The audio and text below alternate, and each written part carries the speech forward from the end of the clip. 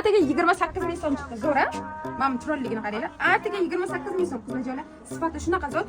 Qizlarjonlar bizga Xitoyga shunaqa chiroyli ko'rpachalardan keldi. Bularning razmeri 2 yoshdan 5 yoshgacha buni asalligini qaranglar. Давайте taroziga tortib ko'rsatamiz. Xo'sh, nechta chiqarkan? Qaranglar, sifati shunaqa zo'r qizlarjonlar. Qani narxi nechta chiqarkan? Narxi bemalol kelganinglarda mana momentiga narxi yozib qo'yilgan. Madman, chill out.